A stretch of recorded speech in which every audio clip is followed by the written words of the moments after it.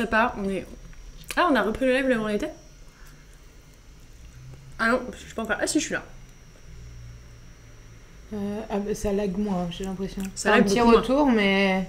T'as un petit délai, mais ça va, je trouve. Non, c'est pas mal. J'adore parce que vraiment, t'as cadré avec le trépied, avec l'iPhone juste à droite. Ah oui, c'est vrai. On voit le trépied dans le micro. C'est rigolo.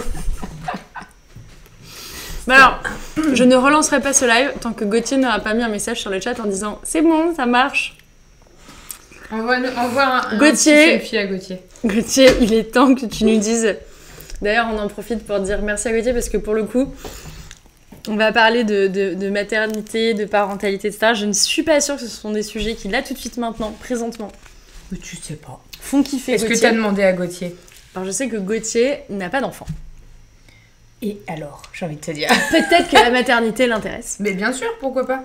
Mais en tout cas, Gauthier est absolument charmant. Et il nous aide beaucoup. Donc on lui dit merci Gauthier, on envoie cœur sur toi. Gauthier, t'es le sang, comme on dit. T'es le S. Le G, c'est le... Attends, c'est le G ou le J? Le G. Le G. Le G, parce que le J, c'est le S. Parce que le J, c'est Jules. Mais le G, c'est le S, voilà. Alors, il y a Mathilde qui nous dit c'est nickel. Bah voilà, c'est très bien. Magnifique. On repart. Merci Mathilde. On repart, donc on était en train de parler de ton mec et ton bébé. Ouais. Ton bébé, alors on va en parler, hein. Ton bébé, ta vie de maman. Mais en fait, on peut pas parler de ton bébé trop vite. On va commencer par parler de ta vie de maman. C'est un gros chamboulement, tu racontes dans ton livre. Pourquoi t'as eu envie d'écrire ce livre? Parce que ma première grossesse, j'avais respecté cette tradition là qui m'a bien pris la tête des 3 mois. Et je suis tombée enceinte pas loin de là, tu vois, début juin. Et on part en vacances. Enfin, on part en vacances, on va pas du... Enfin, je vais faire la meuf. Mon mec jouait à Tahiti, du coup il partait pour travailler, mais ne mentons pas, on part à Tahiti en vacances. Même si Lui il part pour bosser et toi tu pars en vacances. Oui. Non mais ouais, il devait jouer sur scène là-bas. Du coup forcément je m'incruste. Et je suis enceinte de 3 semaines quoi, tu vois. Et t'es au courant quand tu prends l'avion ou pas? Ouais, Okay. Je le sais. Et parce qu'on n'y connaît rien en maternité, on pense que si on le dit avant 3 mois, en fait, on se prend un tonnerre de Zeus dans la tronche. On n'est pas au courant qu'on n'est pas obligé de respecter ça. Et du coup, je suis méga seule. Parce qu'on part avec des potes à lui, en plus, pas mes potes. On est à l'autre bout du monde. Ma meilleure amie n'est pas au courant. Mon père n'est pas au courant. La seule personne au courant, du coup, c'est mon mec. Ton mec. Et je suis méga seule parce que la grossesse, mine de rien, même si t'as envie d'être discret et tout, ça te met forcément en décalage avec le reste du monde. Ouais. Parce que en plus, tu sais, l'été, tu peux pas picoler, tu bouffes pas comme tout le monde, tu sais, t'as des questions que tu te poses pas, t'es creux. Enfin, ça dépend des grossesses, hein, mais moi, en l'occurrence, j'étais fatiguée, tu vois, et j'avais beaucoup de douleurs au ventre. Ouais. Et du coup, Amy, allez, on va faire l'apéro. Non, mais j'ai pas trop envie, non. Mais si, bois, les gens sont des forceurs. Ouais. Quand tu dis non à un verre, mais si, c'est parce que t'as pas goûté, allez. Oh putain. Ça me rend ouf quoi. Un non, c'est un non, lâchez-moi le steak quoi. Et du coup, t'es pas fun. Parce que tu picoles pas avec nous, t'es pas fun. Mais si, mange ça, parce qu'on part à Tahiti, le poisson cru, tout ça, tu peux pas le manger. Ah, mais c'est vrai, le poisson cru. Mais si, il faut que tu goûtes, parce que tant que t'as pas goûté, tu sais pas si t'aimes, et t'es là, yes, ça est top. Et en fait, tu passes pour une relou, parce que t'es dans ton truc. Moi, Dao essayait de les empêcher de me gonfler, mais il peut pas dire non plus. Ouais. Du coup, je me suis retrouvée dans un truc où je me sentais méga seule, et pas bien du tout. Et du coup, j'ai commencé à écrire dans un journal. Ok. Parce qu'en plus, je me sens frustrée, je me sens pas bien, du coup je suis tendue, du coup ça se passe. Tu sais, ça crée des embrouilles nulles avec ton mec qui se règle en 5 minutes, mais t'es pas bien quoi. Et j'ai commencé à me confier dans ce journal, qui était pas du tout voué à être un bouquin normalement. C'est un journal en mode papier ou c'est un journal sur ton ordi? Moi je fais sur l'ordi parce que j'ai eu la main cassée et du coup je peux pas écrire. Ok. Très peu de gens savent ça. Je me suis cassé la main, tu vois, j'ai plein de cicatrices là. Ouais. Et en fait, du coup, je ne peux pas écrire longtemps. T'arrives pas à tenir un stylo sans Non, j'ai mon nerf qui frotte sur un os. Du coup, au bout d'un moment, j'ai trop mal, je peux pas. Ok. Du coup, je fais tout sur mon ordinateur. Ok. Donc, tu te retrouves à Tahiti. Tahiti ou Hawaï? Tahiti. Tu commences d'écrire.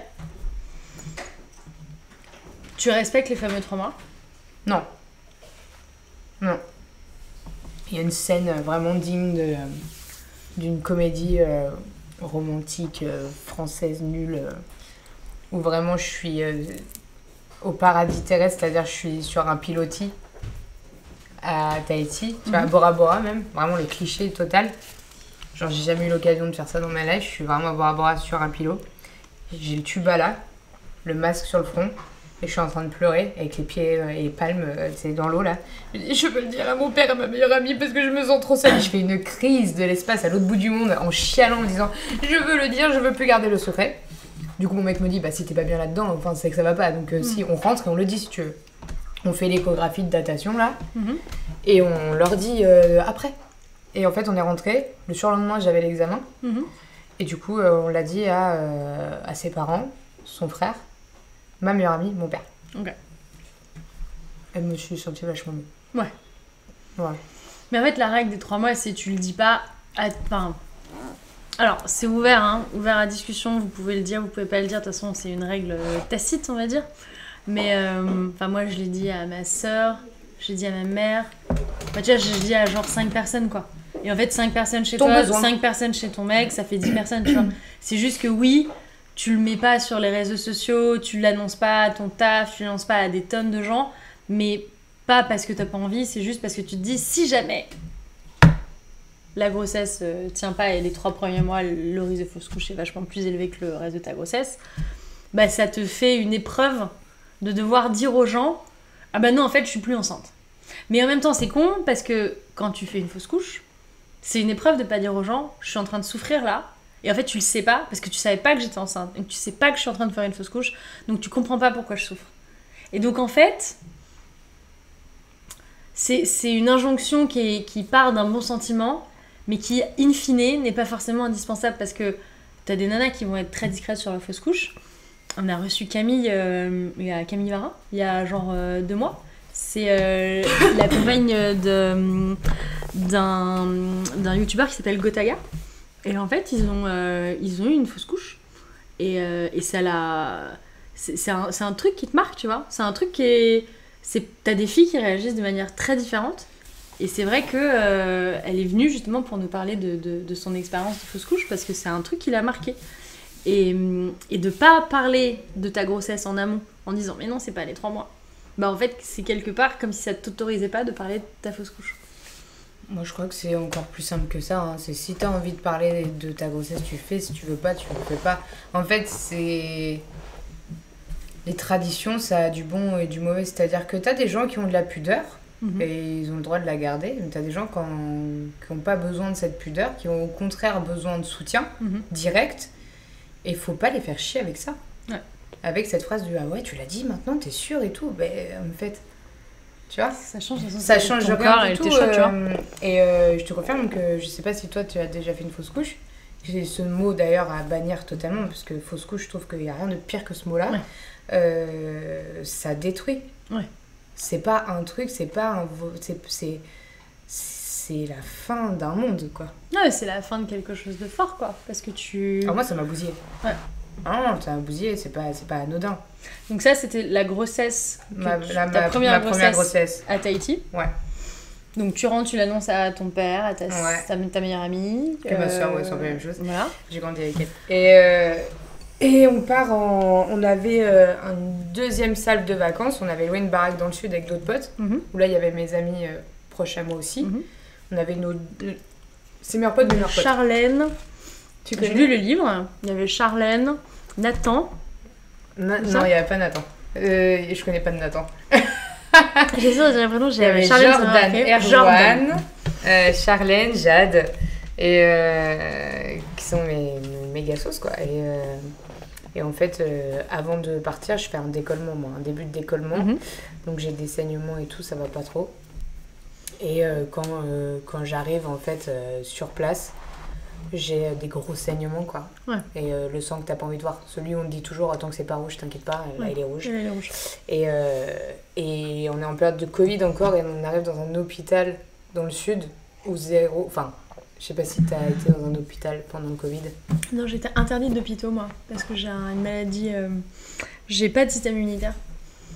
Oh, c'est chiant ça. Ouais, donc en fait pendant le Covid, moi je suis à l'hôpital Cochin au service de médecine interne. Je suis interdite d'hôpital. Attends, explique-moi ça. En fait, comme j'ai pas de système immunitaire, j'attrape tout. Et donc au début du Covid, tu vois, dans la phase où on se dit on va tous mourir, bah en fait nous déjà les déficients en immunité, nous on était informés depuis le mois de décembre qu'il y avait une grippe bizarre en Asie, qu'il fallait qu'on fasse très attention.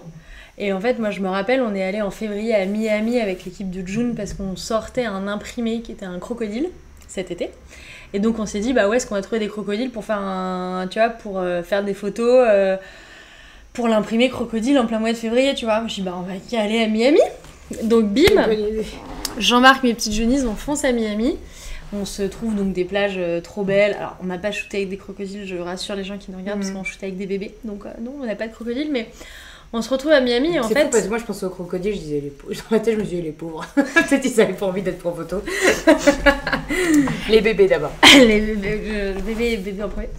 Et donc on se retrouve à prendre l'avion pour Miami. Et donc moi, à ce moment-là, mon médecin il me dit tu fais hyper gaffe. Ah bah ouais. Parce qu'on savait pas trop, on savait qu'il y avait une grippe chelou en Asie, mais on savait pas trop ce qui se passait. Et il me dit tu fais hyper attention, tu portes le masque partout et tout. Je me rappelle de ces moments un peu lunaires dans l'avion ou dans les aéroports.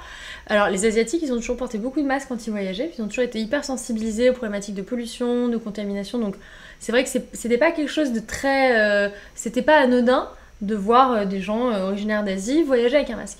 Mais à Charles de Gaulle, fin février 2020, donc 2 semaines avant qu'ils ferment le pays, on était les seuls avec des masques avec eux. D'accord. Et je me rappelle très bien être montée dans l'avion pour aller à Miami avec un masque. Et les personnes à ma droite et à ma gauche étaient extrêmement vraiment viscérales en me disant mais vous êtes malade, vous devriez pas être dans l'avion. Mais je dis non, je suis pas malade, je porte un masque justement pour me protéger moi. Je porte pas un masque parce que je suis malade et que je veux pas vous contaminer, je porte un masque. Et tout le monde me posait la question. J'arrive à Miami, je prends la voiture de Locke et tout le monde dit mais vous êtes malade. Je dis mais non, je suis pas malade, justement je porte un masque pour éviter pour me protéger moi, parce qu'en fait moi si je l'attrape à ce moment-là, ce qu'on nous dit c'est on sait pas du tout l'effet que ça aura sur vous. On sait pas si, comme vous avez pas de système immunitaire... C'est une maladie auto-immune que t'as ? Non, en fait, c'est... Alors, on va raconter ma vie et mon... Ouais, pardon, mais en fait, moi, je suis très curieuse. Non, en gros, j'ai un niveau de... Alors, ça serait lié au stress et à la surcharge de travail, qui fait qu'en fait, mon système immunitaire... J'ai une leucopénie, donc j'ai un déficit de lymphocytes, et qui fait que j'ai très peu de système immunitaire.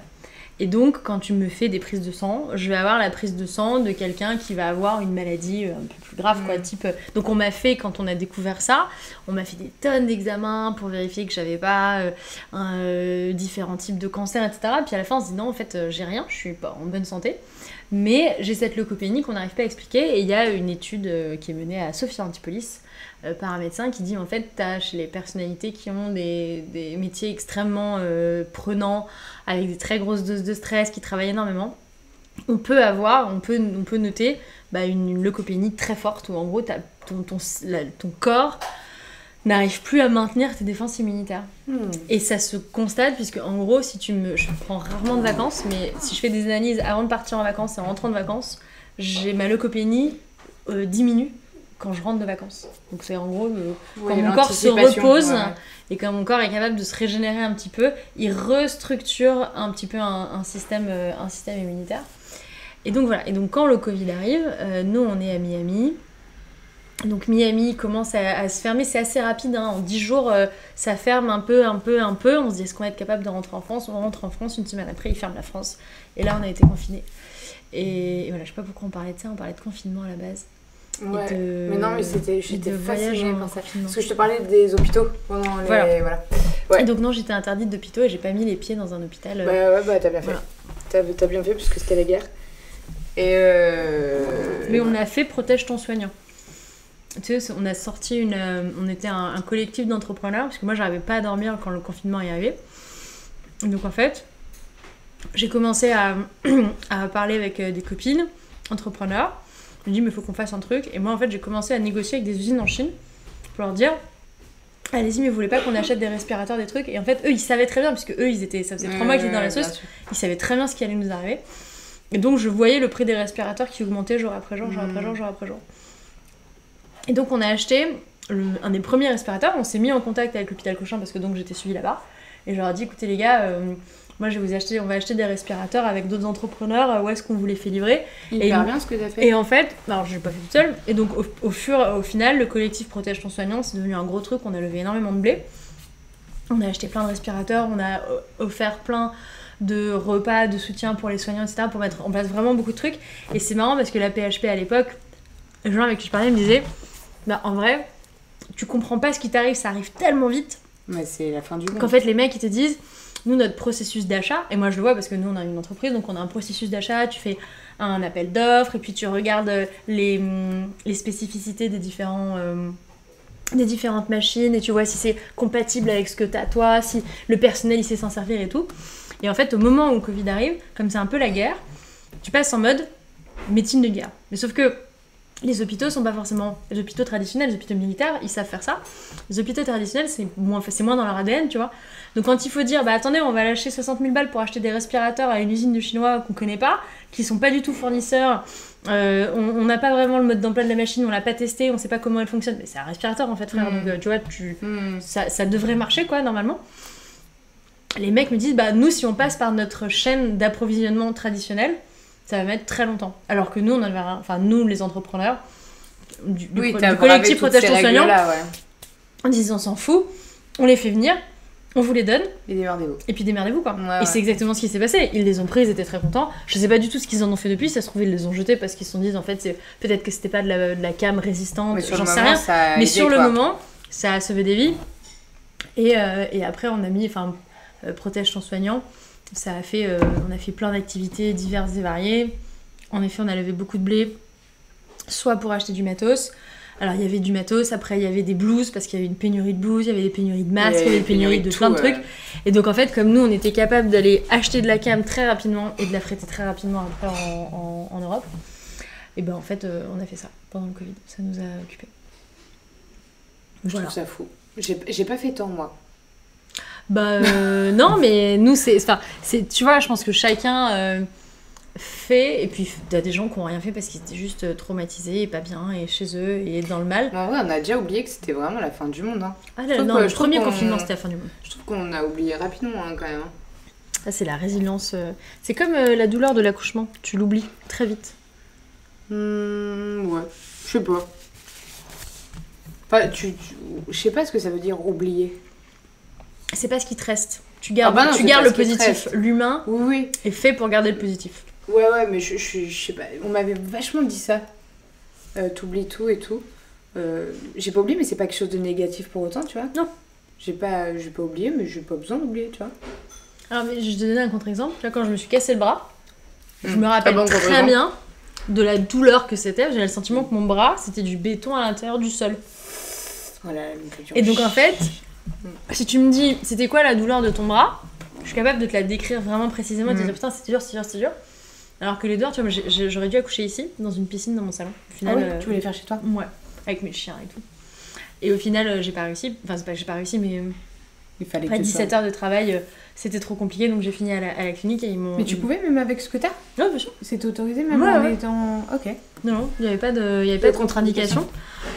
Et donc, par contre, je me retrouve... Hop là, je change un peu d'angle. Et par contre, je me retrouve donc ici à vouloir pousser, à être très mal, à avoir très très très mal au ventre.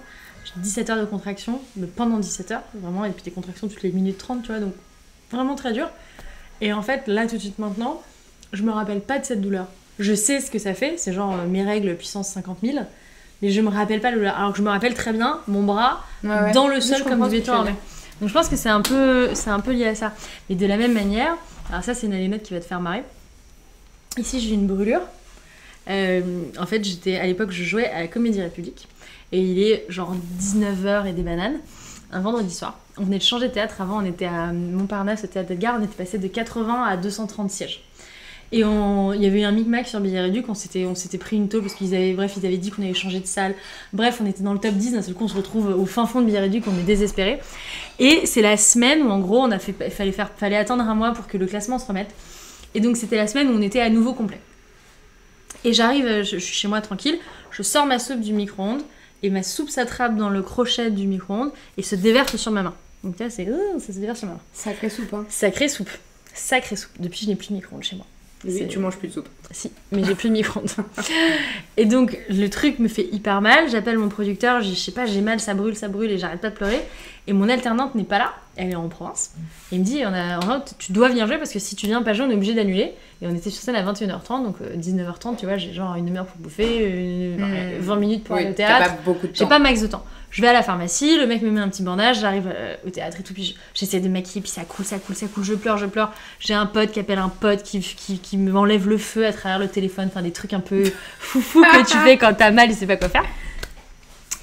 Et donc voilà, et donc je me rappelle, j'arrive à garder une forme de maquillage, et je suis en coulisses, et je me dis et puis bon, la pièce, on l'a jouée pendant, je sais pas, plus d'1 an et demi, donc je la connais par cœur, on l'a jouée parfois 4 fois par soir quand on était à Edgar, 2 fois le soir en semaine. Donc et je rentre sur scène, je fais mon truc, et puis en fait, 20 minutes plus tard, au milieu de l'acte 2, je sors, je pose mon sac sur la table des accessoires, et là je vois ma main, et je me dis, ah oui c'est vrai, t'as mal. Et là le mal revient. Et là je réalise que pendant 20 minutes, je n'avais pas mal. Et c'est pas que j'avais pas mal, c'est qu'en fait mon cerveau ne disait pas à mon corps, ne disait pas à mon cerveau t'as mal, et c'est la douleur la première chose à laquelle tu penses. Et à cause de cette expérience, je savais que ton cerveau était capable de contrôler la douleur. Donc je me suis dit, hypnonaissance, dans la petite piscine, dans le salon. Ça roule tout seul. Ça roule ma poule. Et puis en fait non. En fait mon cerveau a contrôlé la douleur, mais quand même j'en ai un peu chié.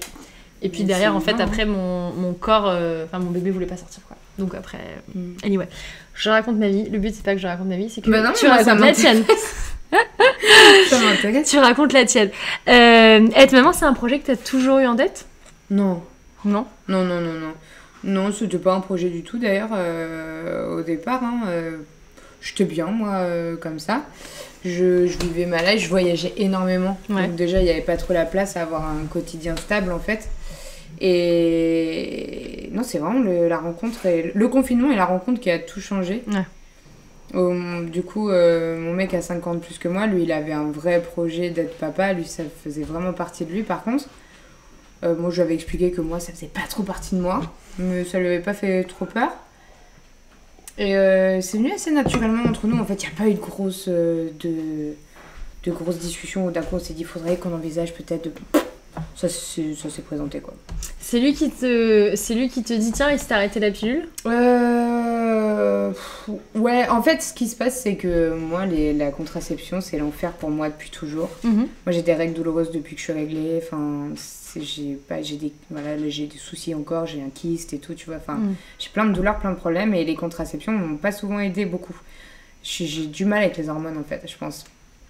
Et ça dérègle des trucs hein, en vrai, enfin on l'apprend parce qu'on s'en rend pas compte et tout, mais en fait c'est vrai que hormonalement parlant c'est pas neutre. Après la contraception c'est vachement bien et c'est bien qu'on ait le droit d'avoir la contraception qu'on veut, mais c'est vrai que c'est pas un bonbon, exactement, c'est pas un bonbon, c'est pas on s'en fout, tout le monde peut en prendre. Et faut pas hésiter à changer quand ça va pas, faut pas rester avec son mal quoi.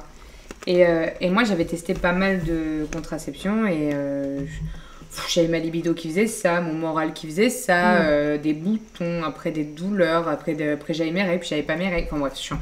Et j'étais on était en plein tournage, et d'un de mes courts-métrages, donc 4 jours hardcore en plus, j'ai mon père à l'hosto au même moment, enfin vraiment une période très bizarre.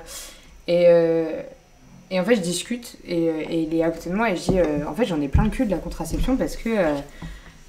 Enfin, ma pilule m'embête, j'en ai marre, j'ai mal au ventre, j'ai des saignements incohérents, enfin, j'en ai marre. Et il me regarde et c'est lui qui me dit, bah viens on arrête alors. Et en fait il l'a sorti comme c'est à l'image de notre relation, ça a été comme ça, naturel, enfin sans réflexion quoi.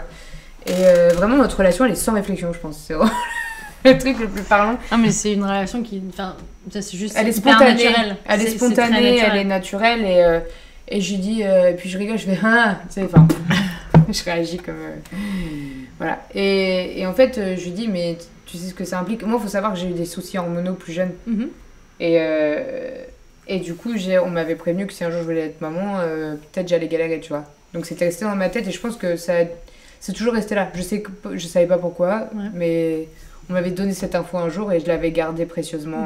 Tu sais, c'est genre d'infos. Truc anxiogène dont t'as pas besoin. Non. Parce qu'en plus, savoir ça... Mais je m'étais fait une raison, en fait. Ouais, mais c'est... Tu vois, j'avais 20 ans, j'en avais rien à foutre, en plus, à ce moment-là, tu vois. Mais justement, quel est l'intérêt de te le dire à 20 ans si t'as pas de projet? Mais parce que j'avais des problèmes et qu'ils sont obligés de dire des choses quand même, les docteurs, tu vois. Tu crois? Bah, je sais pas, en tout cas, ils l'ont dit. Et puis, du coup, bah...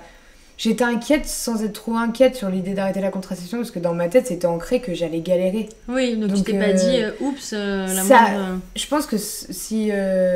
Enfin, ça n'a pas eu le même impact. Moi je me suis dit, de toute façon, ça va prendre si je tombe enceinte, ça va arriver dans 1000 ans quoi. Et du coup, ça nous a pas fait si peur que ça. Puis en fait, en 4 mois, je tombe enceinte. Bim. Ouais. Trop bien. Bah ouais, fou en fait. Et au départ, les 2 premiers mois, vraiment, je voulais pas tomber enceinte du tout. Hein. Et puis, d'un coup, j'ai commencé à stresser à l'idée de tomber enceinte. Et après, rapidement, je suis passée à « Ah, je suis pas enceinte, je suis dégoûtée. » Et après, bam, je suis enceinte. Et c'est... Ce de petit roller coaster là, t'as pas eu la phase, comme ça a été assez rapide, où ça devient genre une obsession et tu calcules quand est-ce qu'il faut qu'on fasse l'amour, machin. J'ai quand même eu le dernier mois. En fait, j'ai le 3e mois, je crois que je suis enceinte. Ouais. En fait, je le suis pas. Ouais. Ça déclenche un truc trop bizarre chez moi où je chiale. Je suis déçue de pas être enceinte. Je me rends compte que je suis déçue. C'est une réaction à laquelle je m'attends pas. Ouais. De moi. Et je me dis, ok, alors là je suis triste, ok c'est chelou, ok je suis triste, comment on fait pour pas être triste? On tombe enceinte, très bien, on tombe enceinte, comment on tombe enceinte? Et puis là tu tombes dans ce dont tu parles. Ok, là si on fait l'amour là potentiellement c'est possible. Ouais. Mais tu reconnais. Alors, t'es sur internet. Alors, signe de fécondation, guerre cervicale, c'est quoi ce truc? Oh mon dieu, ok, je voulais pas savoir. Ah, tu tombes sur tous ces trucs-là. Et puis après, boum, on est 2 dans mon corps. Trop bien. Ouais. C'est marrant comme sensation d'être 2 dans son corps. Ouais, j'avais cette sensation de tomber dans le vide. Je trouve qu'il n'y a pas plus parlant pour moi que ce truc de saut dans le vide. Ouais. J'ai l'impression vraiment que j'avais sauté dans toi. C'est fou. T'as une première grossesse. Finalement assez, enfin je dirais pas que c'était assez angoissée, mais t'étais angoissée de pas pouvoir le dire. Mais au-delà de l'angoisse de pas pouvoir le dire, t'es quoi? T'es plutôt sereine, t'es plutôt contente, t'es plutôt quoi? Je suis angoissée comme possible. C'est vrai? Tout est un problème. Déjà émotionnellement, je me trouve hyper fragile. Je me trouve vraiment inconstante. Ça c'est la beauté des hormones, ça. Oh là, je comprends rien à ce qui m'arrive. Et vraiment, je suis en mode... je sais pas. J'ai peur de tout, j'ai peur que le bébé m'aime pas, j'ai peur de pas assurer, j'ai peur de tout et je passe vraiment à ça quoi. Je dors pas.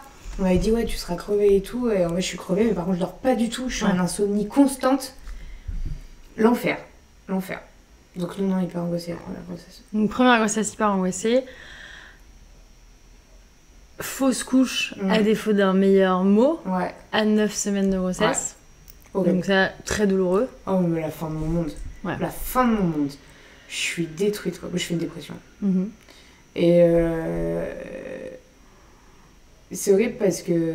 Enfin, ma première grossesse, elle est tellement parlante pour moi parce qu'elle m'a appris beaucoup plus que la plupart des gens dans ma life ont essayé de m'apprendre en 32 ans.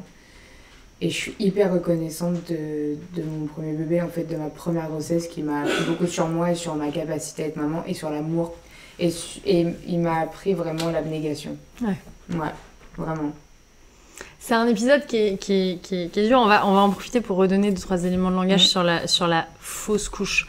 Même si, alors le mot on l'aime pas. Non. Mais qu'est-ce qu'on pourrait... c'est un deuil prénatal. Interruption naturelle de grossesse. C'est comme ça qu'il l'appelle maintenant. Ouais. Ok. Donc sur cette interruption de grossesse, le risque de fausse couche, en fait, pourquoi on ne le dit pas dans les 3 premiers mois, c'est ce dont on parlait plus tôt. Parce que le risque de fausse couche est plus élevé dans les 10 premières semaines de la grossesse. On compte environ 200 000 fausses couches en France par an. D'accord, c'est énorme. Ça fait presque une grossesse sur 4. Parce que tu as 800 000 naissances, par an. Et donc, ça ferait presque une grossesse sur 4 qui n'est pas menée à terme. Une grande majorité qui ont lieu, évidemment, avant les 10 premières semaines de grossesse. Mais tu as aussi des fausses couches tardives. Donc là, c'est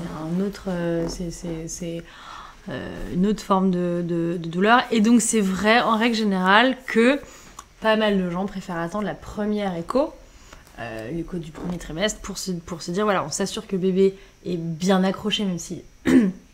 C'est une question d'y bien accroché parce que tu sautes, il se décolle pas. Il faut quand même le dire. Que la grossesse se déroule bien et d'entendre les premiers battements du cœur.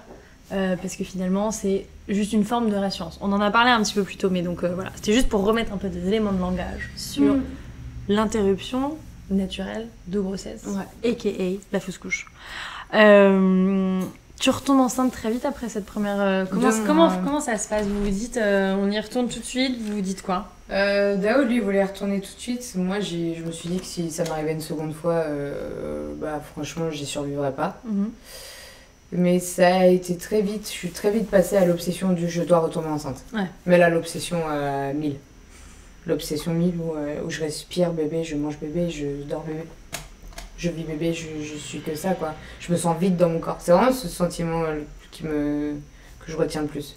Ça t'a surpris de réagir comme ça, sachant que 6 mois plus tôt non, mais genre 1 an et quelques plus tôt, tu voulais pas forcément d'enfant, enfin c'était pas forcément ton projet de vie, t'avais pas forcément la vie de cette meuf qui met tout en place, tu vois, d'un point de vue je veux faire un enfant et puis je veux rencontrer quelqu'un pour faire un enfant. Ça te surprend de voir à quel point tu t'embrayes dans ce mode je veux absolument essayer d'avoir un bébé et à quel point ça devient un truc fort dans ta vie? Je suis incapable de te répondre parce que je pense à rien d'autre que ça. Donc j'ai même pas eu le recul de me dire est-ce que je me surprends et tout, je pouvais pas, j'étais vraiment dans un mal-être tellement bruyant que j'entendais rien d'autre que ça. C'était tellement douloureux, j'arrivais à rien, je pouvais pas penser, je pouvais pas réfléchir. J'ai essayé de bosser parce que c'est le seul truc où je me sentais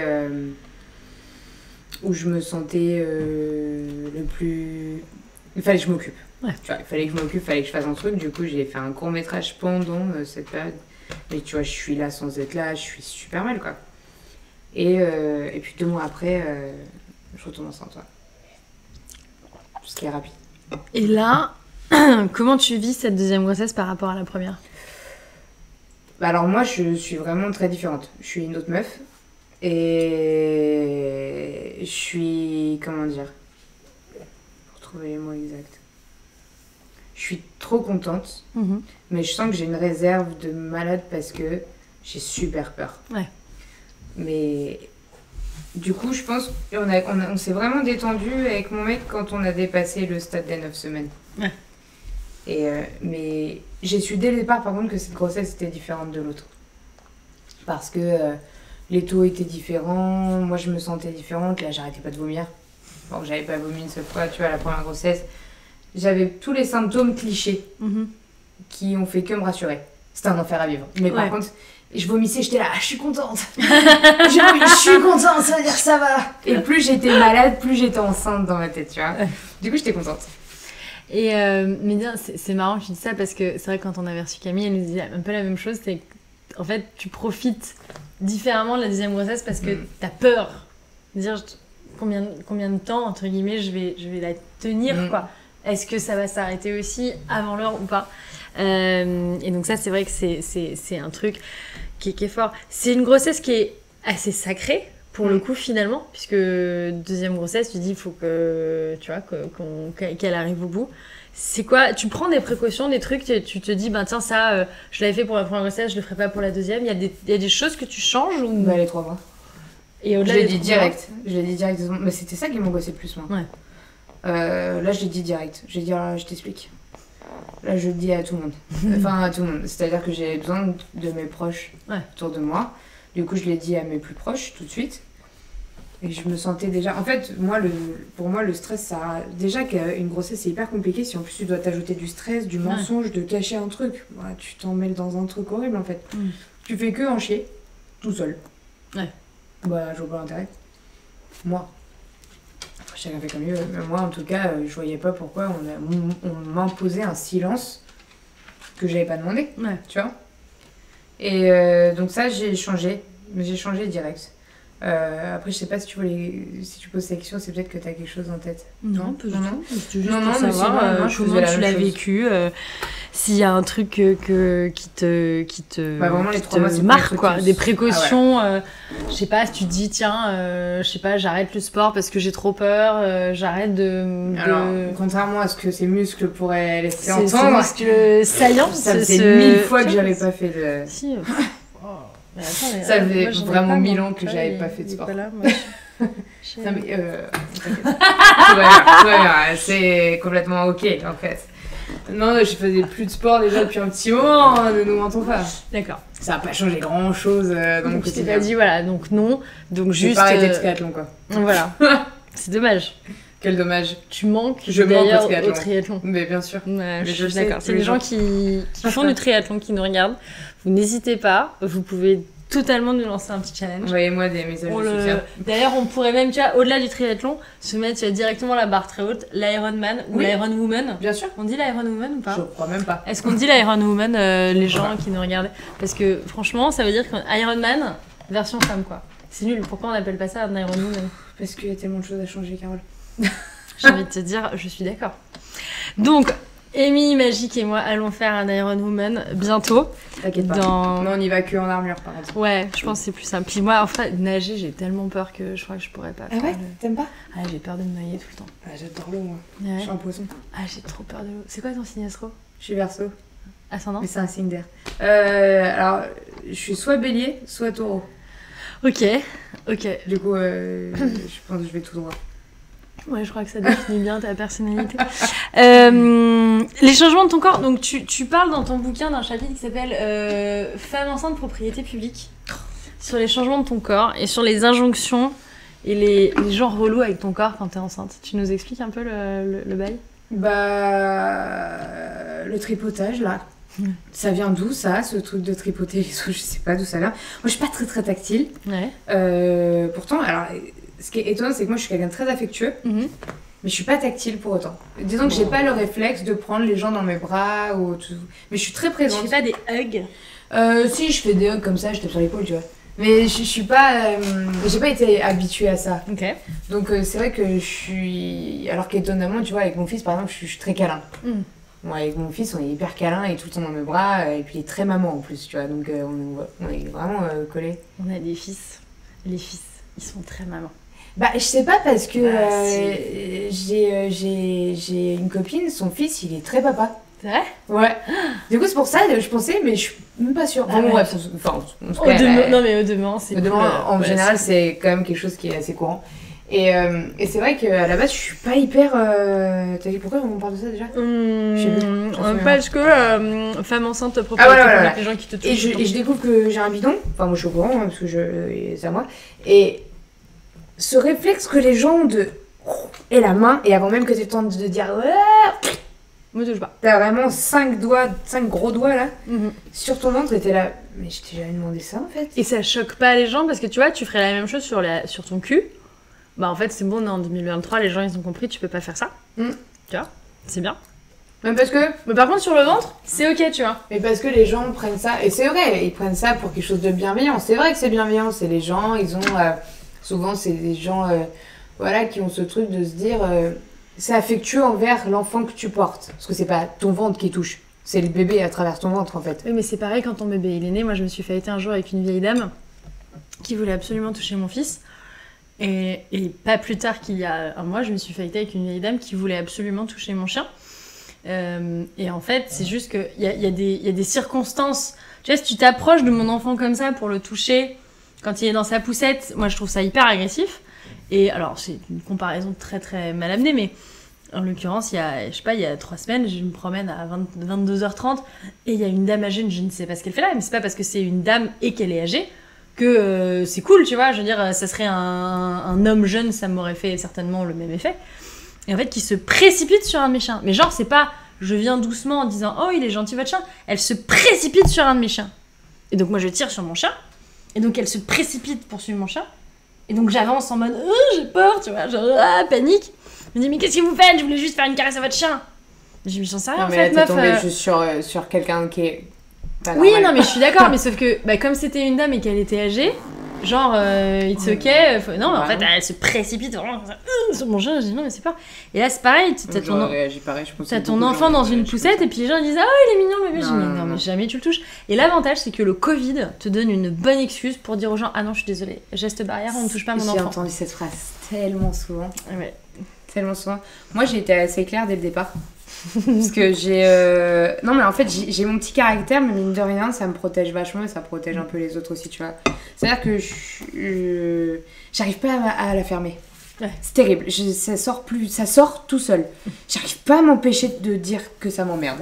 Du coup, en fait, j'essaie de contrôler ça parce que ça m'a causé pas mal de problèmes. Mais vraiment, c'est trop pour moi de garder. Ouais. Ça va sortir. De toute façon, quoi qu'il arrive, à un moment, ça va sortir. Et moi, j'avais dit dès le départ, je vous explique. En plus, je venais de perdre mon bébé. Premier. Du coup, je suis dans une énergie comme ça. J'ai dit, ouais, je retombe enceinte.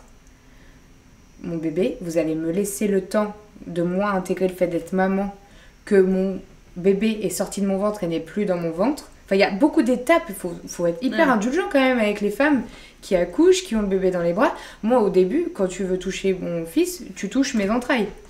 Je dissocie pas encore mon bébé de moi. C'est une phase. Hey et c'est vrai que j'avais précisé à tout le monde, j'ai dit alors je vous explique, moi je veux personne à la maternité. Et vous attendrez que je vous dise ok pour le prendre dans les bras. Mais même mon père et mes beaux-parents, hein, tout le monde a la même enseigne, c'est-à-dire que laissez-nous. En plus, j'avais peur de plein de choses parce que tu sais, je pense que tout le monde est pareil quoi.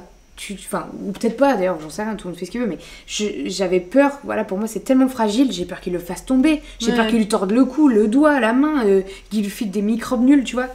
Touchez pas, laissez-le déjà découvrir l'univers comme ça et respirer avant de vouloir tous lui baver dessus là, tu vois. Et ça c'est un truc qui, je pense, on est vachement plus sensibilisés maintenant dans notre maternité sur ça.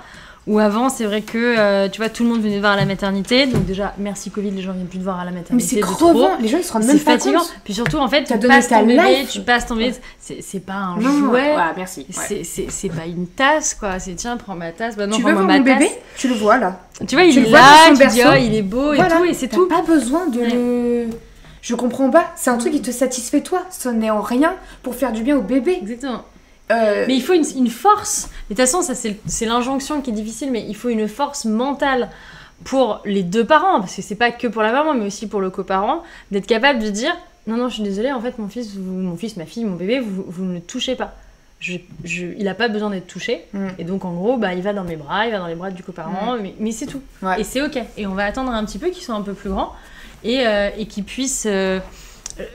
Entre guillemets consentir, mais ça c'est un truc que nous on a appris en aptonomie. On a fait la préparation à l'accouchement en aptonomie, et en aptonomie tu demandes le consentement du bébé, et c'est alors on va pas rentrer dans le débat, demander le consentement d'un bébé, il est in utero, il peut pas répondre, ok d'accord on sait, mais tu préviens le bébé et tu lui dis, quand tu fais ton apto, tu lui dis coucou bébé, tu m'autorises à toucher maman et à venir parler avec toi, et puis tu te mets à toucher maman et à venir parler avec ton bébé, et c'est pas juste oh t'es où. Tu vois, ça marche pas comme ça. Et c'est hyper... Quand tu fais de l'aptonomie, parce que ça fait longtemps que l'aptonomie existe et fonctionne de cette manière-là, c'est vrai que tu gardes ce côté-là, tu vois, tu m'autorises à te prendre, je vais me permettre de changer ta couche. Je vais changer ta couche, je te le dis, comme ça t'es pas surpris.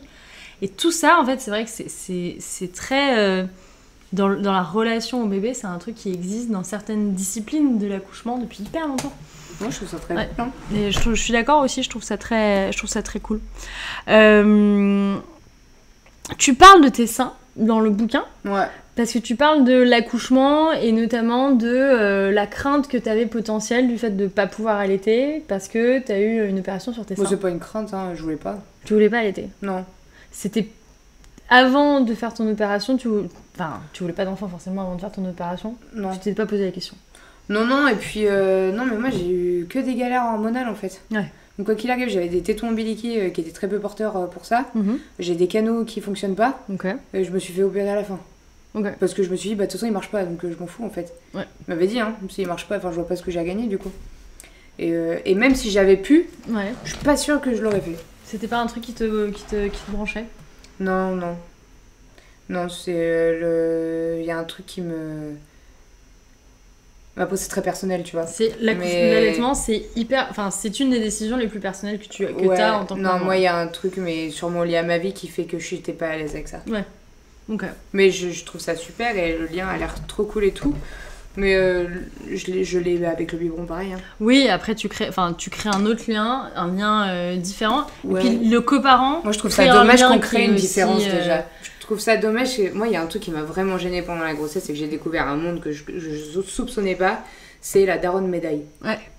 Wow, l'enfer sur terre cette meuf. Celle qui te dit ouais, t'allaites pas, c'est l'enfer et tout. En fait, arrête. Enfin, moi j'ai découvert vraiment que des gens faisaient une différence. Le lien est différent, tu vois. Même.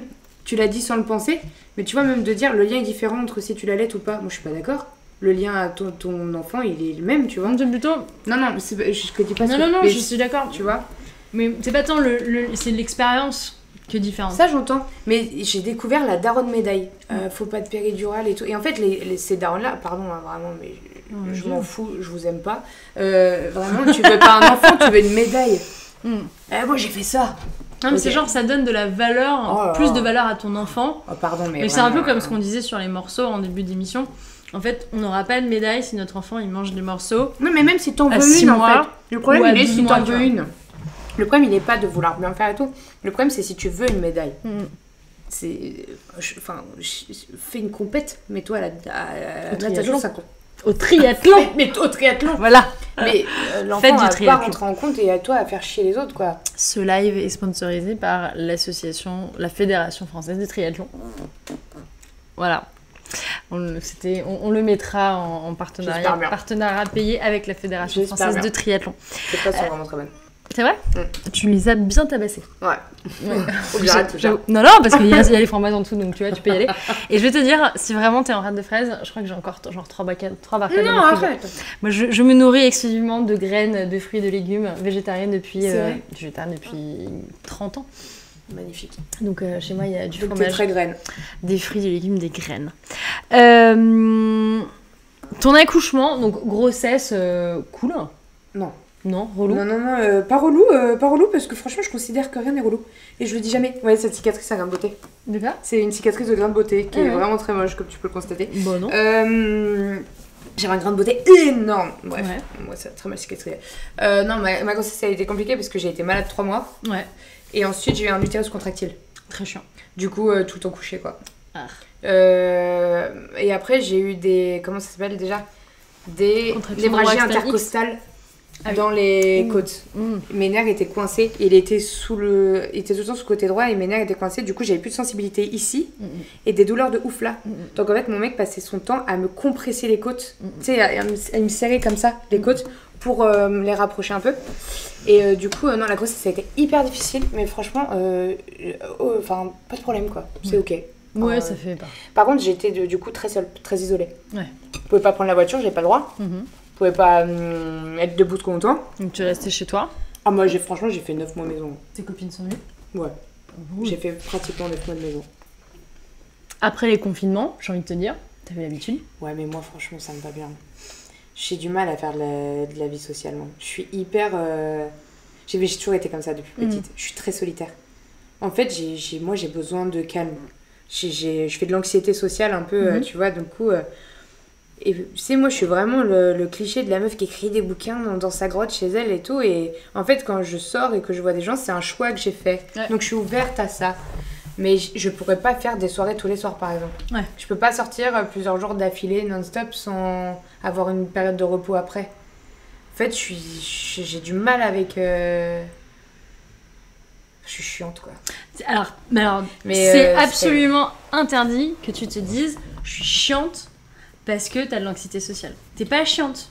T'as de l'anxiété sociale. Et je me suis rendu compte... C'est ok. Bah ouais, c'est ok, mais c'est chiant parce que tu vois, même les trucs cons... Mais c'est chiant pour qui ? C'est chiant pour les autres parce qu'ils te voient pas assez s'ils veulent te voir. Non, mais tu sais, t'es la relou. T'as d'autres moyens d'être en contact avec les gens que de les voir.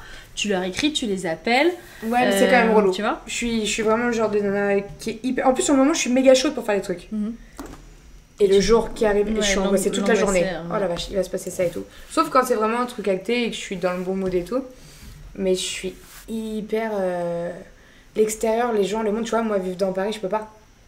Impossible. Là, t'habites pas dans Paris ? Non, je suis en région parisienne, tu vois. Okay. Mais je peux pas, parce que... Enfin, je suis en banlieue proche, quoi. Oui, mais oui. Être dans Paris, je peux pas. Et plus j'y pense, plus je vais partir de banlieue aussi. Ouais. Parce que j'ai trop envie de calme, en fait. J'ai trop envie de ça. Là, je sors un peu. Tu vois, truc tout con, il y avait une brocante dans une ville le week-end dernier. J'étais méga chaude parce que moi je suis une chineuse, j'aime trop dégoter des jouets vintage et tout. Je suis vraiment une collectionneuse, moi je suis une vieille âme de ouf. Et ben je me suis retrouvée sur la brocante, il y avait trop de monde, j'ai pas du tout kiffé, je voulais rentrer. Oppression totale, waouh, du bruit, des gens, waouh, trop. Donc les 9 mois de grossesse au calme, en vrai, c'était pas plus mal. Hein. Ça t'a fait du bien. Ouais. Accouchement, tu parles dans ton livre de l'accouchement le plus long du monde. Ouais.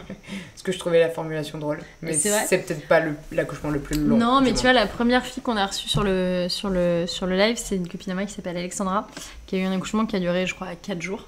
Donc c'était un peu long. Et on faisait un peu... Ouais. En fait, on faisait un peu le même process. Elle devait faire un accouchement à domicile. Et elle a fini exactement comme moi, en césarienne en urgence, à la clinique. Donc t'as un double sentiment de... Putain, ouais. T'as un double sentiment de... Putain, c'est long. Et en même temps, j'ai lutté pour faire le truc, la piscine, tu vois, une expérience naturelle, pas du tout médicalisée. Et tu te retrouves avec l'expérience la plus médicalisée, puisque tu te retrouves avec l'expérience chirurgicale. Moi, franchement, je l'ai vécu ok. Je sais qu'Alex, c'était dur pour elle, tu vois. De faire la paix avec mon accouchement s'est passé comme ça, puis en fait après avec le temps tu t'y fais et tu te dis mon bébé il est là, il est en bonne santé, voilà. Mais c'est vrai que t'as des attentes parfois par rapport à ton accouchement parce que pour certaines nanas ça fait partie d'un projet, un processus, et en fait c'est tout. La vie fait ce qu'elle peut et ce qu'elle doit pour que le truc il se passe quoi. Et donc c'est pour ça que parfois ton accouchement ne se passe pas comme prévu. Mais c'est ok. Toi, ton accouchement, pourquoi c'est l'accouchement le plus long du monde ? Parce que déjà j'ai été déclenchée. Ouais. T'as toutes les phases, j'ai lu dans ton bouquin. Toutes les étapes du déclenchement. Ah meuf, je t'explique. Le petit, le bouchon, le machin, l'ocytocine et tout. Mon bébé ne voulait pas sortir. Mais il était trop bien dedans. Moi, mon corps ne voulait pas le laisser sortir, ou les deux. Vraiment, j'ai dépassé le terme. Enfin non, j'étais jour du terme et à l'hôpital ils m'ont dit on va vous déclencher parce que il commençait à être bien serré là, il bouge un peu moins. Vous êtes fatigué. Je dis et en fait moi j'avais juste peur du déclenchement parce que j'avais lu partout que quand t'es déclenché c'est plus douloureux, plus long. Pour moi c'était pas faux. En fait ils m'ont fait un décollement au premier. Après il fallait que je marche. Je commençais à avoir des contractions de l'espace. Qui n'a rien changé, vraiment sauf douleur pour rien. Ensuite, j'ai eu le ballonnet, redouleur de ouf pendant 24 heures, j'ai eu des contractions à 1 minute 30, 2 minutes régulières, sans ouverture du col. Du coup, deuxième pour rien. Ils m'ont percé la poche des os, toujours rien, et j'ai fini sous ocytocine jusqu'à la sortie, parce que dès qu'ils arrêtaient la perfusion, et mon corps se remettait en pause. C'est ouf. Vraiment, on voulait pas sortir. Du coup, j'ai accouché. M'a déclenché le jeudi matin, j'ai accouché le samedi matin. Donc 3 jours. Ouais. Donc en effet, c'est très long. T'as dormi ou pas du tout pendant ces 3 jours ? Si, j'ai dormi à la péridurale. Ouais. J'ai dormi En fait, vraiment, j'en ai chez 24 heures. Et ils m'ont posé la péridurale. Et là, j'ai fait que me réveiller, dormir. Réveiller, dormir. Son de faire pipi, ok, vas-y. Et voilà. Tu gardes quel souvenir de l'accouchement, mais de la fin de l'accouchement, la rencontre avec ton bébé ? Le début de 2 vies. Le meilleur moment de ma life, complet. Franchement, j'ai l'habitude de dire là que c'était nul avant lui, en fait. Je réalise que vraiment, mon fils, mais il n'y a plus rien qui compte à part lui, quoi. Tout ce que je fais maintenant, c'est pour lui. Et il est trop génial. Et quand il sort, en plus, c'est pas facile parce que... Moi, j'avais pas d'attente particulière pour l'accouchement, si ce n'est de pas trop souffrir. J'avais juste peur de la césarienne parce que c'est pas la douleur ou quoi qui me faisait peur, c'était d'être séparée de lui à la j'ai lu ça dans ton livre. C'est ça qui me terrorisait.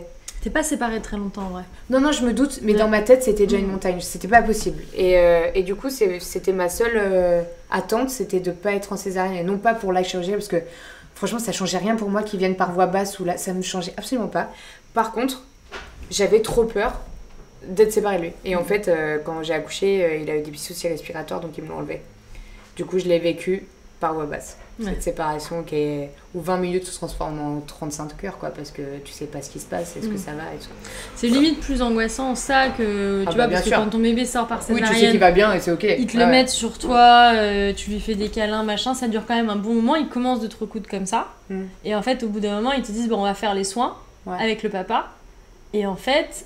Bah, quoi qu'il arrive, ils font les soins avec le papa, tu vois. Avec le papa, avec le coparent. Et donc, quoi qu'il arrive, je pense qu'en fait, ils t'enlèvent ton enfant juste parce qu'ils doivent aller faire le petit test, machin. Et en effet, tu vois, quand il y a un coparent, c'est bien parce que comme ça permet que l'enfant soit avec son coparent. Et moi, c'est vrai qu'ils m'ont recousu, je sais pas, je suis peut-être restée sur mon fils 10 minutes max, tu vois. Ah, c'est tout? On m'avait parlé de 2-3 heures alors. Jamais de la life ever. Si, j'ai une copine, elle a resté 2 heures sans son bébé, quoi. Ouais, mais ça, c'est pas normal. Et moi, j'ai entendu ça, j'ai fait ah, non. Non, c'était hyper rapide. Et après, ils me l'ont ramené. Et après, on est partis ensemble dans la salle. Après, moi, j'ai accouché dans la clinique qui est partenaire des accouchements à domicile. Donc, ils savent que dans notre projet de naissance, même si c'est un mot que j'aime pas du tout, mais dans nos souhaits de naissance, on est vraiment dans quelque chose de ultra naturel, peu invasif, corps médical, besoin médical, sinon on veut le moins de gens possible, tu vois. Mais ça, c'est assez particulier et on va pas refaire l'épisode sur l'accouchement à domicile parce qu'on l'a déjà fait. Ça, alors, derrière ta couche, tu restes combien de temps à l'hosto? 3 jours? Je suis 5 jours. 5 jours? Ouais. Ok. Tu rentres chez toi, comment tu te sens? Angoissée parce que c'est la canicule. Ah ouais. La canicule avec un bébé, j'ai flippé de ouf. Et je suis un peu... je me sens... En fait, tant qu'il est là, ça va, quoi. J'ai pas eu trop ce truc de violence où on est rentré... En fait, on est resté vachement longtemps à la maternité. Je pense que ça nous a fait du bien. Parce qu'on a eu le temps de prendre un peu confiance. Et quand je suis rentrée, par contre, il fallait absolument que j'ai mon bébé avec moi tout le temps, quoi. Ouais. Hors de question que mon bébé soit à plus d'1 mètre de moi, quoi. C'est marrant. Ouais. Ce besoin d'être physiquement en contact avec lui. Moi, j'avais le besoin... Enfin, pas le besoin, mais j'avais une énorme forme d'anxiété de me dire... En fait, maintenant, il est à moi et il y a personne... tu vois, genre, on est tout seul avec notre bébé. Ouais. Genre... qui va me dire si je fais bien, parce que les premières semaines c'est toute seule et nous en plus j'avais une sage-femme qui est venue 2-3 fois. Elle est venue 2-3 fois mais tu vois ça, quand tu restes à l'hosto 5 jours et que toute la journée des gens ils viennent ils s'occupent de ton bébé avec toi ou pour toi ou parce qu'en plus moi j'avais ça donc j'étais comme ça je pouvais rien faire et c'est vrai que d'un seul coup tu dis donc là on rentre et donc en fait faut tout faire quoi et c'est pas faut tout faire genre flemme c'est faut tout faire c'est faut pas oublier un truc. Ah non mais c'est hyper angoissant. Tu vois tu dis mince attends, est-ce que j'ai tout bien fait? Est-ce que son caca est normal? Exactement. Ouais. Est-ce que il a assez dormi? Il a pas assez dormi? Il a assez tété? Alors en plus, moi j'ai essayé d'allaiter, donc c'est un autre truc. Ouais. Et moi je trouvais ça hyper angoissant. Et c'est marrant parce qu'en sortant de la maternité, on a une petite Smart 4 et qu'on appelle la June Mobile puisqu'elle est aux couleurs de June. Et donc c'est une petite caisse quoi. Et donc il y a le siège auto à l'arrière, il y a mon ex-mari qui conduit. Moi qui suis là, et en fait à ce moment-là, il y a dans la playlist une chanson de Vincent Delerme qui s'appelle L'heure du thé. Et les paroles sont trop belles. Il dit j'étais passé. En fait, c'est l'histoire d'un mec qui raconte que la veille il est passé chez une meuf pour prendre un thé, puis en fait il a passé la nuit. Mais c'est du Vincent Delerme, donc c'est hyper poétique bien sûr. Et en fait, dans le refrain, il dit dans la ville banale, des voitures normales qui ne savent pas pour la nuit dernière. Et moi j'étais là et je voyais mon fils et il écoutait cette chanson. Et j'ai pleuré, parce que je me disais, putain, mais il est au monde là, et en fait, vous tous, vous savez pas, mais en fait, il est arrivé, quoi.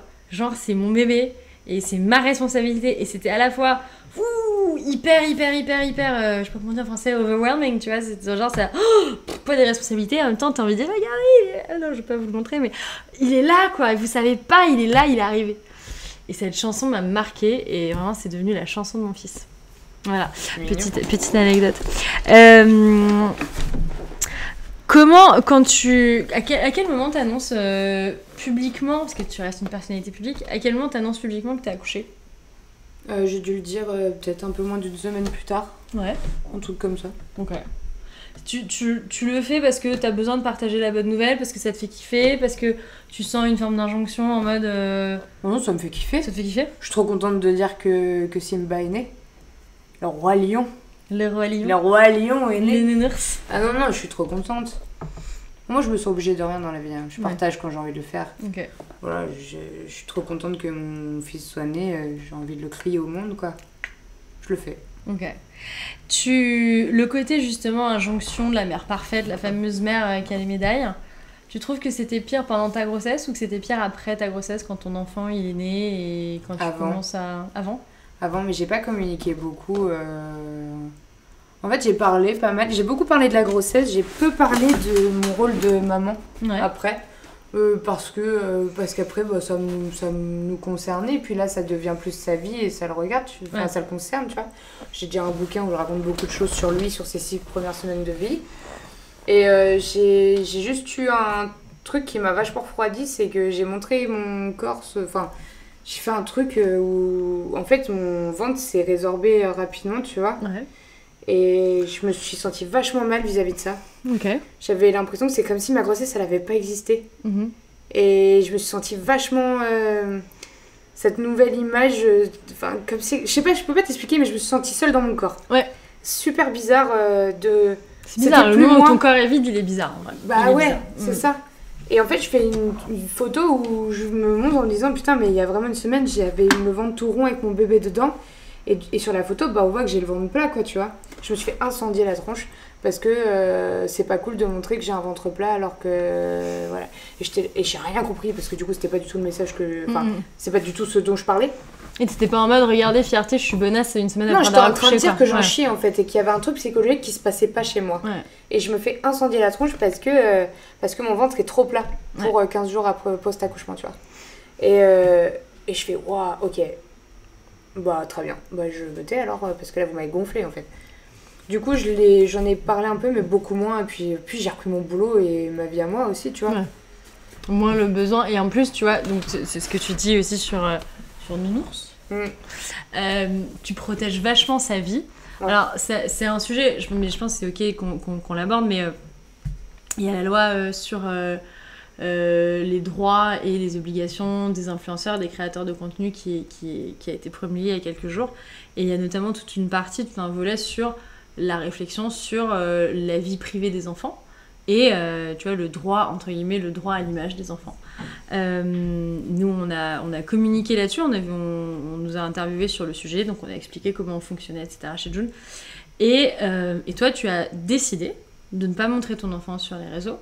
Tu as décidé de ne pas communiquer sur son prénom. Donc c'est pour ça qu'on l'appelle ton fils ou Nounours. Qu'est-ce qui motive ce choix de ton côté à toi ? De pas le montrer ? De pas le montrer, de pas... finalement, c'est pas juste tu le montres pas, c'est tu le montres pas et tu parles finalement peu des choix que tu fais pour lui. Tu parles de toi en tant que femme, en tant que mère. Bah, en fait, mais tu parles peu des choix, de ce que tu fais pour lui, avec lui. Bah, on l'a déjà vu de dos, quoi. Tu vois, on l'a déjà vu de dos, mais avec parcimonie, tu vois. En vérité, c'est... Parcimonie. Non, mais c'est parce qu'en fait, sa vie, elle m'appartient pas, en fait. Moi, j'ai fait le choix de mettre ma tronche sur Internet, ou dans... peu importe où elle soit. Où elle est, où elle soit. Ouais. On commence à se dire là. Où elle est, mais mon fils, lui, en fait, j'ai pas son consentement pour faire ça, tu vois. Et il aurait tout à fait raison si je l'avais exposé partout à 18 ans de me dire, mais en fait, j'avais pas envie que tu le fasses. Et il aurait raison de m'en foutre plein la tronche. Ouais.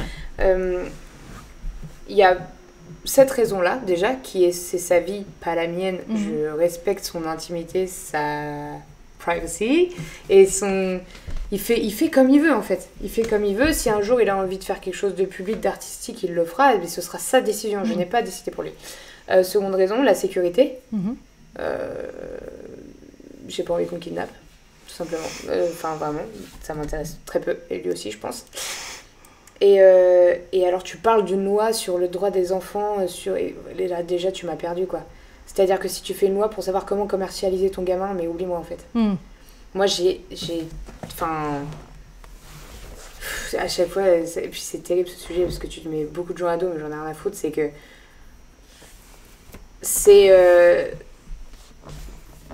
J'ai entendu aussi cette discussion où on a comparé, en fait, les réseaux sociaux et les gens qui exposent énormément leurs enfants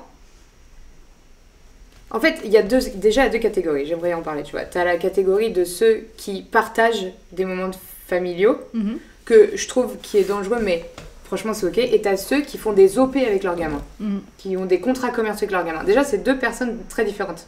T'as des gens, ils montent leurs gamins, ils les commercialisent pas pour autant, tu vois. Et puis t'as ceux, vraiment, c'est devenu un business, quoi. La business family, il y a un vrai bail là-dessus, que moi, j'ai du mal, tu vois. Et j'ai entendu une discussion, on disait, ouais, mais c'est comme les enfants mannequins, en fait. Ou les enfants au cinéma. Et ben, je suis pas du tout d'accord. Parce que quand t'as un bébé qui fait une pub Nivea ou Dove ou ce que tu veux, ou je sais pas, Evian, c'est un bébé qui a été pris... plein de marques. Pardon. Excuse-moi. Bon, t'as un bébé sur un panneau publicitaire. Il a été pris... Bip. Tu le prends sur un instant T pour un job. Voilà, c'est un bébé X qui se retrouve en publicité. Dans un film, il joue le rôle de. Quand tu mets un bébé sur les réseaux sociaux, c'est sa vie là que tu exposes. C'est pas du tout la même chose. Après, est-ce qu'il n'y a pas différents niveaux? Parce qu'en effet, je suis d'accord. Alors, il y a différents niveaux. Déjà, t'as des personnes, t'as des personnalités qui filment au quotidien. On peut... Attends, mais il est derrière ton coca, regarde. C'est fini. Tu l'as fini? Est-ce qu'on pourrait avoir un autre coca pour Amy Magique, s'il vous plaît? Pour Amy Magique. Moi, je t'ai dit, je tiendrai le live avec Amy Magique. Tu tolères le zéro? Oui, bien sûr. Mais non, mais t'as plusieurs niveaux. C'est-à-dire que t'as en effet des personnalités qui choisissent de montrer au quotidien la vie de leur enfant. Donc, qui le mettent en story, en post, machin, et qui ont... une activité en création de contenu qui est autour de leur enfant. Après, tu as des gens intermédiaires qui ont une activité dont le métier est les réseaux sociaux et dont l'enfant devient une partie plus ou moins importante de ce métier-là, qui vont... Moi, tu vois, nous, alors c'est pas un secret, on connaît beaucoup de créatrices de contenu qui ont des enfants. On leur demande jamais, on veut voir le bébé, on veut voir la tronche du bébé, on veut ci, on veut ça. On a travaillé avec pas mal de filles qui montrent pas le visage de leurs enfants, qui montrent comme toi, qui pourront parler comme ça de produits pour les enfants, mais sans montrer le visage de leurs enfants, ou en montrant très peu leur enfant. Et donc tu vois, c'est une autre forme entre guillemets d'exposition. C'est vrai que protéger le visage, c'est une chose qui est hyper intime. En effet, comme tu dis, tu peux pas kidnapper un enfant dont tu connais pas son visage. Et je pense qu'il y a différents niveaux. Il y a ne pas en parler du tout, il y a en parler un peu et potentiellement le monétiser, mais d'une manière qui ne porte pas atteinte à son intégrité. Puis après, tu as monétiser à l'extrême, où en gros 100% de ce que tu fais en termes professionnels est autour de l'image de ton enfant et de ta vie de famille. Et où en gros tu montes ton enfant toute la journée. Donc je pense que tu as différents niveaux et après ça correspond à ta sensibilité. Après, c'est vrai que tu as des comptes qui montrent leurs enfants toute la journée en story, sur Instagram, sur Snap, qui sont extrêmement suivis. Parce que les gens ont l'impression mais parce qu'ils s'identifient. Tu vois, ils s'identifient beaucoup. Ils s'identifient à ces familles. Ouais. Et t'as plein... Ils sont super mignons, les gamins. Ouais. Moi, il y a même des comptes que j'arrive à suivre parce que c'est rigolo, en fait. Mais après, quand tu vois déjà tout ce qui se passe sur la pédocriminalité, tout ça, en fait, t'exposes un gamin, tu l'exposes potentiellement à se retrouver sur des sites dégueulasses avec des gros pervers. C'est vraiment... Il y a un vrai danger derrière, tu vois. Mais après, encore une fois, comme tu dis, il y a plein de catégories, il y a plein de choses. Ouais. Moi, tu me demandes mon avis en termes de sécurité, ma vie à moi. Mon fils reste dans l'anonymat parce que dans mon état d'esprit à moi, dans ma vision des choses, c'est trop dangereux et à aucun moment j'ai envie d'assimiler un contrat commercial à mon enfant. Ouais. Moi, j'ai un sujet différent parce que, comme June, c'est ma marque. C'est vrai que je pars du principe, alors je montre pas beaucoup, je cache pas mon enfant et je le montre pas à 24, donc je suis un peu en entre-deux. Je n'ai jamais monétisé mon bébé, mais c'est vrai que je me dis, tu vois, June, c'est notre entreprise, c'est familiale, à moi et à mon enfant, quoi. Tu vois, oui, bien sûr. À nous deux, quoi. Et ta famille, quoi. Et je me dis, tu vois, de la même manière, quand on a sorti une gamme pour les préadolescents. J'ai demandé à mes nièces, ça vous dit de le faire elles étaient contentes de le faire, parce qu'elles étaient contentes de participer à ce truc là. C'était pas tiens on va faire carrière là-dedans, tiens machin. Après je suis d'accord, elles étaient grandes, donc elles ont juste kiffé venir se faire maquiller, se faire coiffer machin. Elles ont trouvé ça chouette. Mais c'est vrai que mon fils, je me dis tu vois, ça fait partie de notre entreprise familiale et t'auras pas une grande contribution, mais tant que t'es en âge de faire des photos, si ça t'amuse, parce que t'as des gamins que ça n'amuse pas de faire des photos, si ça t'amuse, on va essayer de faire 2-3 photos. Et en effet, mon gosse, il kiffe faire des photos. Tu lui dis fais des photos et tu lui dis fais ci, fais ça, il kiffe de ouf. Et pour avoir shooté, parce qu'on shoot énormément de bébés, t'as des bébés qui n'aiment pas ça, puis t'as des bébés qui adorent ça. C'est vraiment, enfin, tu sais pas trop, et ça se sent, un bébé qui aime ça, c'est, tu vois, tu lui expliques, c'est la caméra, que ça prend des photos, après il se voit et tout, il y a un côté kiffant, alors plus il grandit et plus entre guillemets, plus il kiffe, mais t'as des bébés dont le visage, moi je me rappelle, mon gosse, quand il avait, je sais pas, peut-être 6 mois, tu lui dis caméra, machin, il voit qu'on le filme, il te fait des grands sourires, en mode, je suis content, et je sais pas ce qui se passe dans sa tête, mais je sais que je l'ai vécu avec lui comme ça. Et ça l'aurait fait chier, il aurait été stressé, il aurait pleuré tout le temps, machin. J'aurais dit, bon, bah écoutez, on a essayé une fois ou deux, ça marche pas, Adrien, il a pas envie de faire des photos, donc bah tant pis, quoi. Et en vrai, comme il kiffait ça, bah c'est vrai qu'il a fait quelques campagnes, et je me dis, bah en fait, il y a un âge où il aura plus l'âge de faire du June. Le premier bébé de June, c'était Joseph, c'était le bébé d'une amie qui est salariée de June depuis 7 ans. Et il est né en fait quand on a lancé le June. Et donc ce qui fait qu'en fait c'était le premier bébé de June, donc il a fait toutes les campagnes jusqu'au moment où il était trop grand pour porter les produits. Et là, ben voilà, Adrien, entre guillemets, après le mais il y a un côté très... c'est familial, quoi. C'est parce que bah, alors on shoot pas que nos bébés familiaux, mais c'est vrai qu'une très très grande partie des bébés qu'on tourne, ce sont des bébés issus de notre communauté. Puisque quand on cherche des bébés, bah, on écrit à nos parents en disant bah, coucou, est-ce que ça vous dit de faire des photos de June avec votre bébé? Et c'est pareil, c'est-à-dire que faut avoir une alors, et ça rejoint un peu ce que tu disais, c'est un travail, c'est-à-dire que c'est clair, c'est 2 heures et c'est pas H24, tiens je te montre, bah tiens ce matin il s'est levé, tiens regarde il a fait la campagne machin. Comme ça, il n'y a pas l'identité de l'enfant. Non, t'as pas l'identité. Bah, après le mien si, mais pour les autres non. Publicité, tu vois, c'est il est pris sur un job de publicité. Et tout ça, mais même encore là, il y a plein de sujets à discuter. Et encore une fois, moi j'ai ma vérité, t'as la tienne et plein de choses. Et encore une fois, tu vois, moi aussi je fais la différence entre il aime bien être pris en photo, mais il sait pas forcément que ces photos elles vont finir dans un magazine ou autre chose. C'est quand même 2 sujets différents. Mon gamin il aime bien être en photo, mais je vais pas le mettre sur Insta pour autant, tu vois. Mais c'est le truc où vraiment, déjà je faisais une différence entre vraiment, tu vois, les bébés que tu prends pour faire une publicité, effectivement, où il n'y a pas son identité, il n'est pas personnifié. Comme il est sur un Instagram. Comme le fils de Amy. Parce que là, tout le monde sait, ah bah ça, c'est le fils d'Amy. Ouais, et puis même pour plus tard, tu vois, moi, je suis très concernée en ce moment-là. Je suis vraiment sur le harcèlement scolaire. Je suis terrorisée par ce que je lis partout. Et en fait, je me dis déjà que ça a l'air méga chaud. Si en plus, moi, je sais pas qui je serais dans 10 ans. Peut-être, ça se trouve, je suis retournée dans un job qui est plus du tout public ou quoi. Mais si j'ai continué cette carrière-là, qu'il est à l'école et qu'on l'embête parce qu'on sait que c'est le fils d'eux, bah, c'est un argument en plus pour moi de pas lui infliger ça, tu vois. Ok, non mais ça fait sens. Ton postpartum, tu parles de ton pote partum. Ouais. Pourquoi tu parles de ton pote partum? Parce que je m'en étais fait une montagne, parce que j'avais entendu tellement de témoignages qui faisaient super peur. Ouais. Que j'avais trop peur. Et en fait, ça s'est bien passé. Alors, ça s'est bien passé.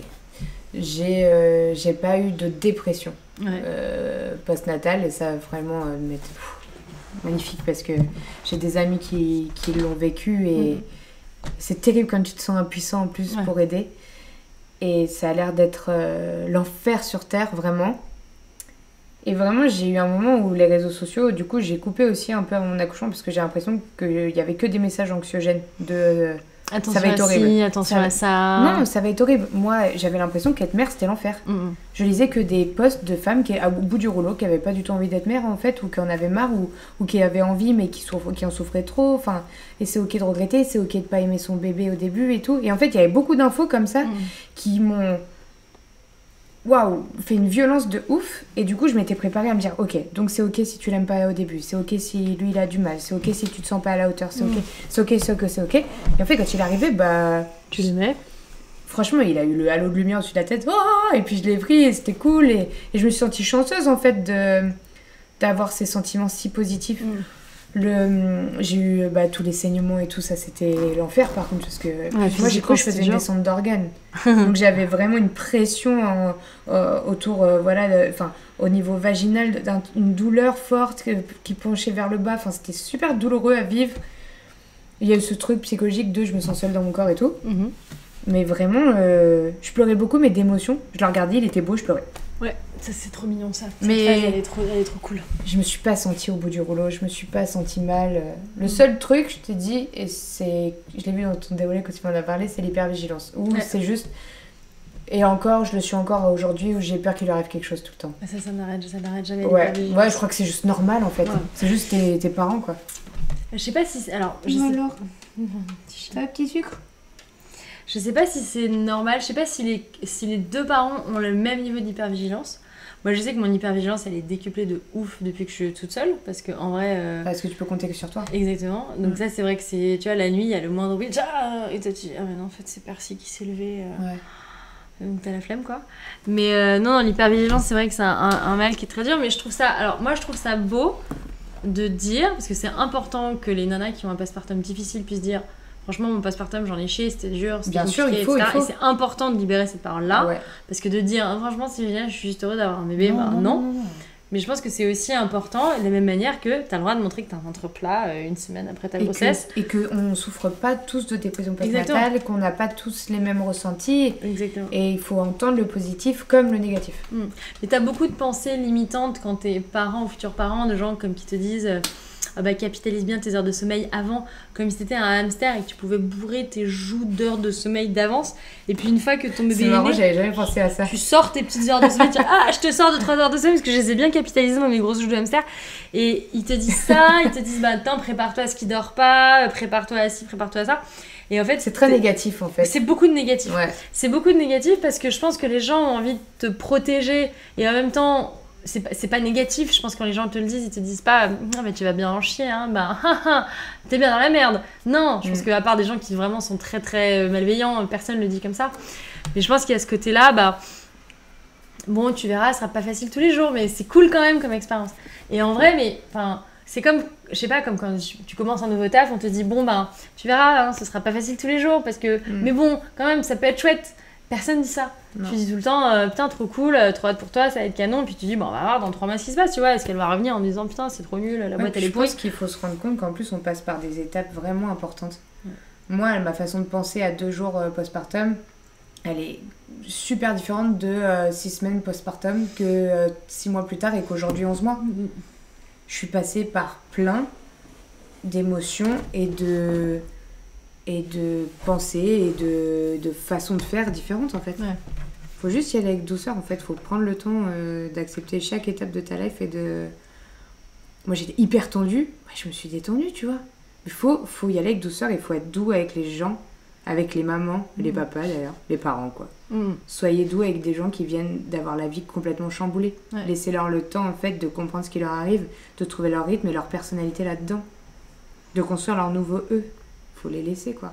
Ça c'est super beau ce que tu dis, ça nous amenait vraiment très très très très très joliment sur la conclusion de ce live. Non mais c'est vrai, alors il y a un sujet sur la réappropriation de ton corps, mais en vrai on comprend que tu vois ton corps et toi vous êtes vous êtes unis quoi.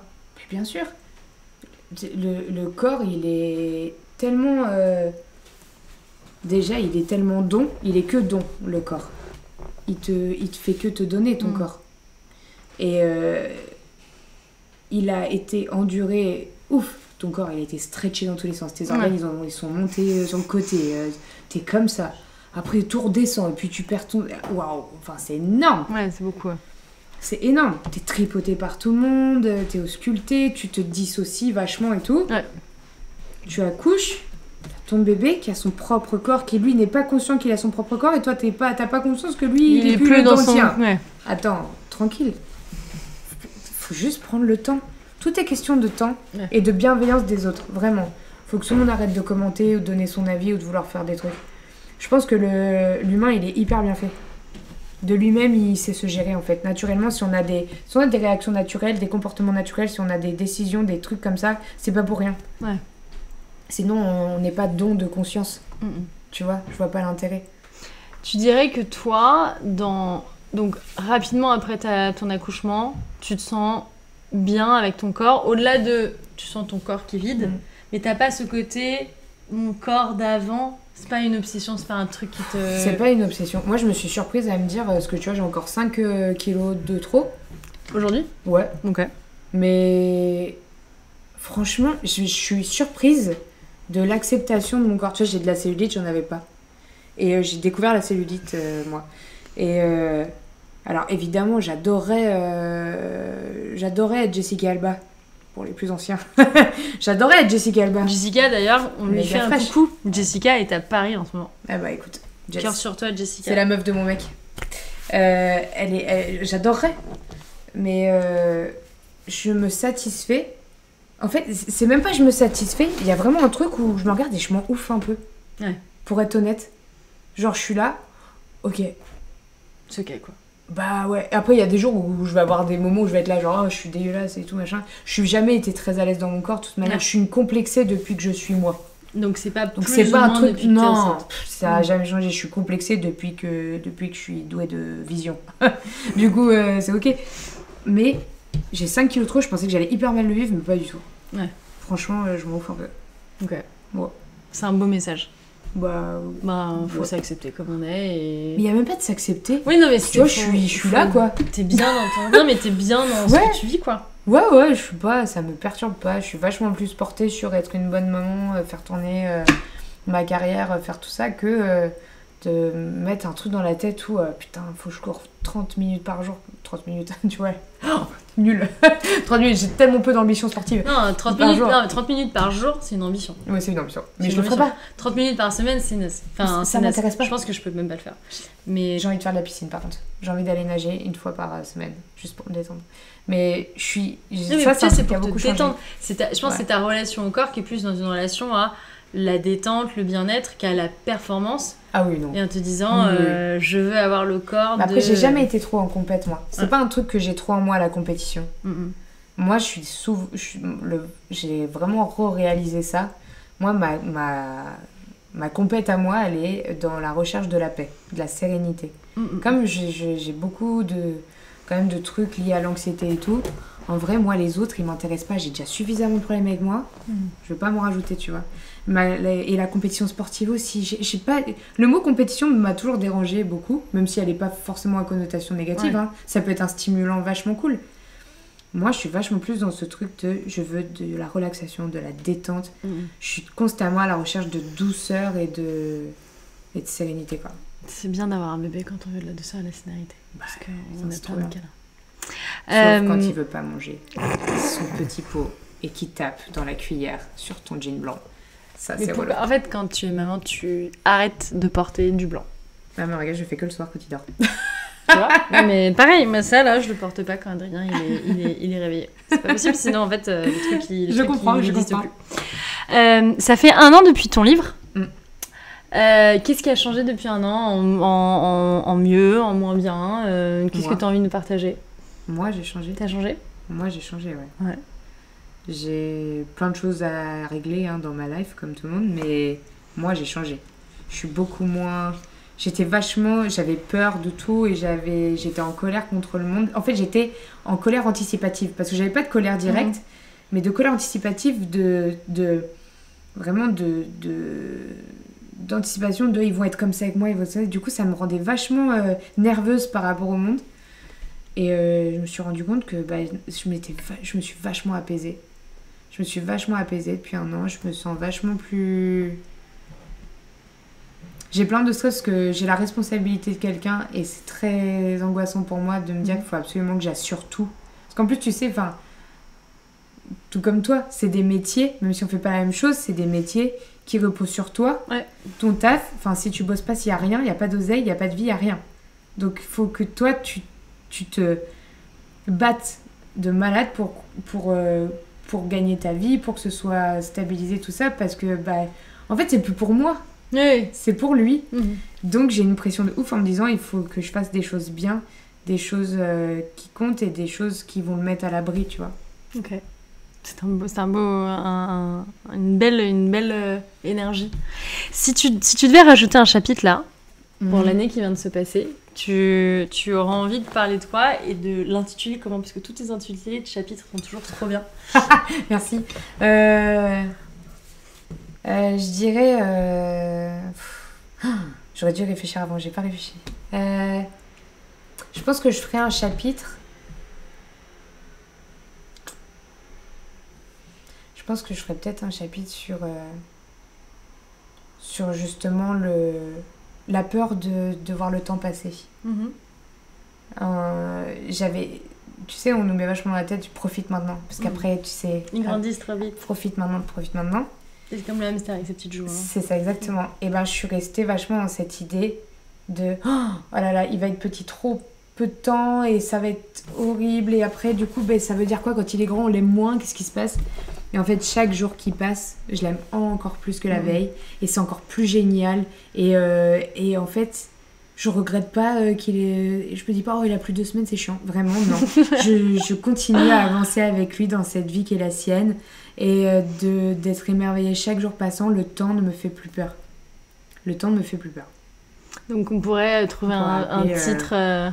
Le titre, on pourrait dire... Qu'est-ce qu'on pourrait dire? La fin du temps, quoi. Le temps... Ouais. Autant suspend ton vol. Hein. C'est ça, c'est qui? Je suis trop fatiguée. J'arrive pas à trouver. Mais en gros, ce serait, finalement... Ouais, c'est un truc autour de ta relation au temps, quoi. La relation au temps. Mais moi, j'ai une relation au temps très bizarre. Depuis toujours. Mais vraiment, finalement, le temps n'attend pas. Je dirais ça, peut-être. Le temps n'attend pas. Trop bien. S'il y a un mot magique qui résume le mieux ta vie de maman, c'est quoi? Magique. Bah oui, Amy magique. Bah ouais, on garde ça. On garde Amy magique. Amy, c'était un plaisir et un privilège de partager ce moment. C'était ultra chill.